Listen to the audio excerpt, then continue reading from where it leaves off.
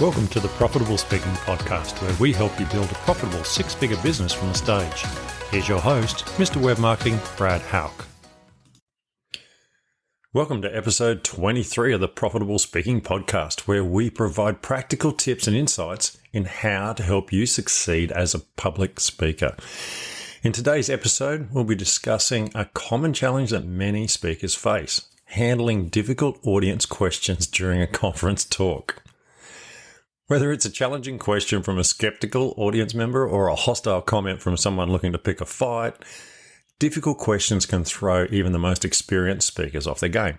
But fear not, because in this episode, we'll be sharing some proven strategies for handling difficult audience questions with grace and poise. So, if you're looking to improve your ability to navigate tough questions and maintain your composure under pressure, you don't want to miss this episode. Let's go. Dealing with difficult questions during a speech can be really disrupting to your flow. But it is what it is. You need to get used to it. You are going to get questions, especially if you're presenting information that is interesting to your audience. If you're going to prepare a speech, you need to prepare for questions as well. It's really normal to get questions from the audience. It really is. Most audiences will be interested in what you have to say, and it will raise questions in their mind. There are things that you can do to cut down the number of questions you get, and we're going to look at that further in the podcast. Remember, when you get really good at dealing with questions, it makes you look even more expert, okay? It's well worth getting good at dealing with questions. The crowd, on the other hand, normally doesn't like someone who asks multiple questions. So they're really on your side. So understand, while you're learning to deal with questions, the crowd's actually backing you to be able to deal with the person who's asking questions, especially if they're asked 3 or 4 questions. That said, it's always good advice to limit people to 1 question each. So how can you set yourself up for success when answering questions? Let's have a look at some of the ways we can do this. For number 1, we need to understand the nature of a difficult question. It's important to recognize that difficult questions can come from a variety of sources, such as curiosity, skepticism, disagreement, or even just hostility. Understanding the underlying motivation of the person asking that is behind these questions can help you to better respond to them. So, something to think about: did you fail to cover certain information in your talk, and therefore you leave this person questioning about a certain part of what you've talked about? Missed information, while it might have been taken out for a reason, maybe you need to look at your speech and putting it back in again. So sometimes questions like this actually highlight something that's wrong with your speech. Other times people are digging in more depth than you wanted to cover. On the other hand, maybe you just needed to provide more depth. So understand what's going on behind the question. Sometimes that means asking a question of the questioner just to clarify something. Sometimes it's also obvious in the way they ask the question. Number 2, you need to prepare for difficult questions. The potential is always there. So before giving your talk, it's a good idea to anticipate potential difficult questions that your audience might ask you. This can help you prepare in your mind these thoughtful and informed responses rather than being caught off guard. And this is something I've talked about many times, not only with, say, website content where you have FAQs, but also when you're doing a presentation, because there's a lot of power in answering the questions that come from the audience before they actually asked. So sit back and review a few previous presentations and see what people have asked. This is the first hint that there may be repetitive questions, in which case you need to fix up what you're saying to cover this, because everybody's thinking the same thing. How do I do that then? Or why did you do that? Or something. Go ahead and make a list of all those questions. Another thing you could do is you could use a tool like AI, so ChatGPT or something, and ask them, based on the topic, some potential questions that people might have about that topic. So you could take some of the information that you've got, maybe get a transcript of your speech, feed it into the AI and get it at the speech and give you some potential questions. Another thing you can do is ask a friend who's seen you speak. Do you think there was something I could have covered better, or was there any questions in your mind when you were going through? And lastly, the one I think is really important is get a mentor speaker to watch you do your speech and get them to make notes about where there was potential questions or the questions that the audience asked, or even some that they have in their own head. Number 3, you need to remain calm and composed. When you get a difficult question, it's important to stay calm on stage. Avoid getting defensive or argumentative. Okay, this just escalates the situation, and it can also make it more difficult to address the question because you can't think straight when you're angry. Don't get riled up by your audience. If there's someone there being a jerk, well, let them be a jerk. Remember, most of the audience is behind you. They're backing you. So they're out there going, hey, this guy's a nutter, or whatever it is they're thinking. So you've got to understand that. So don't get riled up on stage. Stay calm. Take a breath. Think about an answer and then answer them honestly. Remember, you're going to expect the question, or you're going to expect some questions. Don't get all flustered when you get a question that seems like it might be a little bit difficult. If you know your topic well, then you should have no problems answering questions. If you don't know your topic well and you're talking on a topic that you don't really know, then you actually need to get a lot better, or don't do that topic.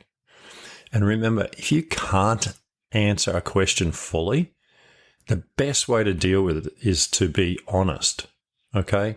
Get them to come and see you afterwards, or say, I'll get back to you with an answer on that. So remain calm and composed. Number 4, you need to listen to the person actively. Often, I know as a guy, someone asks me a question, I'm already thinking of the answer instead of actually listening to everything they say. And I don't know how that is for other people, but for me, that can be a problem. I know my wife always says, you've got that far away look in your eyes, which means I'm actually thinking about how I'm going to answer her instead of listening to everything she's asking me. Now, I know that's not on stage, but that's the way my brain works. It's important to listen actively to the question being asked and to make sure you fully understand it before responding. Make sure you clarify anything you don't understand, because that will ensure that you're addressing the question as accurately and as effectively as you can. Don't just assume something about the question, okay? Listen to the tone, listen to the way they're asking. Ask a question. For example, understand what their business is, maybe, or what's your business? Oh, great, okay. And then answer based on that so you can personalize it a bit. Remember, stop thinking and listen. Breathe and then answer. Get more details if you need to. Don't get caught up in your own thinking. And also, remember, you've got a time limit, so keep things moving along, okay? Don't get caught in a big conversation with someone. Even though you're listening actively, get the concise question. And sometimes that's a case of actually setting it up before you take questions. It's like, look, before you have a question, obviously we've got a limited amount of time. Can you just have a think about it and keep it nice and short? And if you need a longer answer, I can talk to you later. So set it up for a conversation off stage. Number 5, acknowledge the questioner's perspective. We talked a little bit about this in the first one. Even if you disagree with the question being asked, it's important to acknowledge the perspective of the person asking the question. This can help demonstrate that you're taking the question seriously, and it can also build rapport with your audience. Find out what industry they're in.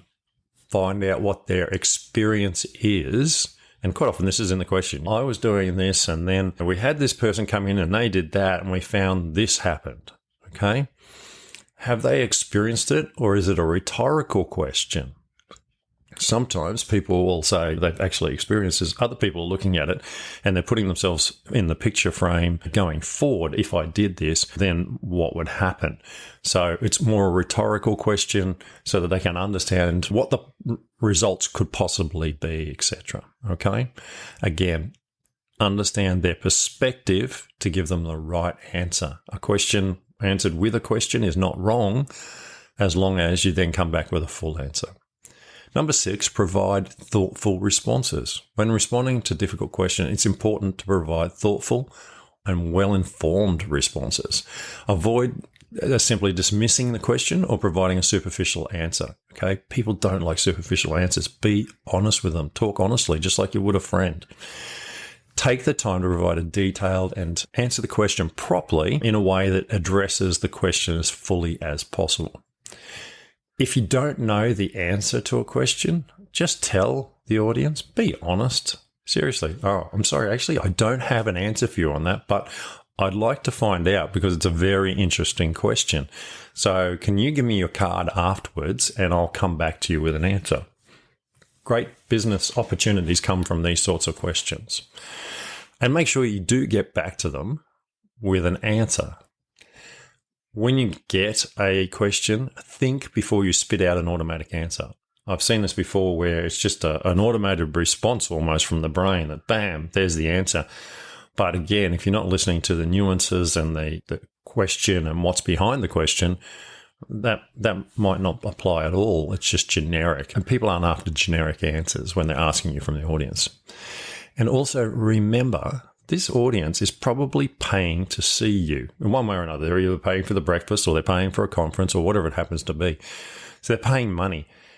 Be thoughtful. Remember that, okay? Providing something to them. It's not them coming to you and about making you feel good. This is about you teaching them something and helping them to succeed.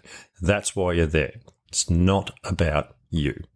Number 7, redirect the conversation or the question if necessary. Sometimes a difficult question may not be directly related to your talk, and it could even be outside your area of expertise. In these cases, it might be necessary to redirect the conversation back to your main topic or suggest alternative resources for the questioner to look at. Be honest with them. Tell them, look, that's outside of what I'm covering today. Or if it's later in your talk, say, oh, great question. Hold that thought. I'll be coming to that a little later. And make sure that obviously it's covered. Don't just fob them off by using that. Be honest. Like if it's coming later, it's coming later. If it's not, just say, I'm sorry, I'm not going to cover that today, but I'd be glad to have a chat with you afterwards. Okay? That way they feel they're being listened to and respected. And also you're making a connection there where you can have a chat with someone afterwards, which is always a fantastic opportunity for a speaker to grow their business. Number 8, end your questioning on a positive note.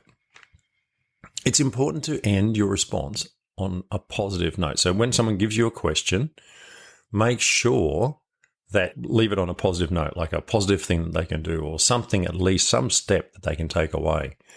Thank the question for their question. If it's a long response, just summarize it in a quick sentence and reiterate any key points you've covered. This can ensure that, the interaction ends on a positive and constructive note, even if it's been a little bit messy when you're answering. Smile at the person when they ask you the question. Thank them for the question. When someone asks me a question and I need time to think, or even if I don't, I'll often say, great question, or that's a very interesting question, or oh, I haven't had that question before. You make a good point. These little statements actually make it easy for you to think, but also makes it a positive thing from the audience, because the person in the audience who gets that goes, oh, I asked a great question. And honestly, it probably is a great question, because if one person asked it, I can guarantee, as we all know, there's multiple people in the room who are thinking the same thing. Often when I finish all my questions, I'll say, look, hopefully all those questions help, everybody in the room there, and you've got a little bit further information out of them. So that's the 8 things I wanted to cover this morning. Questions are a result of the great information you're giving. People are trying to clarify how that applies in their world. Remember what it's like to sit in an audience when you approach them with an answer. Be respectful, be understanding, and be helpful. You wouldn't want a sarcastic answer, would you? No. Answering questions professionally has got me many contracts over the years. People can be just testing you, but they could also be trying to find out whether you're the person that they need to work with. Remember that. It's really important. I hope the insights and strategies we've shared will help you feel more confident and prepared next time you're faced with difficult audience questions during a talk. Remember, being able to handle tough questions with grace and poise is a key skill for any public speaker. And with practice, you can master it. If you enjoyed this podcast and found value in the information about handling difficult audience questions during conference talk, I'd be over the moon if you hit that like button and subscribe to the channel. And hey, why not spread the love? If you know another speaker who could benefit from this information, be sure to share this podcast with them. We're all about helping speakers grow their business and succeed. And with your help, I can reach even more people. So go ahead, hit that share button and help us make a difference. Thanks for tuning in to the Profitable Speaking Podcast. Until next time, keep speaking, keep growing, and keep making an impact. Thanks for listening to the Profitable Speaking Podcast. If you've enjoyed today's podcast, please help a friend and share it with them. Until next time, we hope you have a fun and profitable week.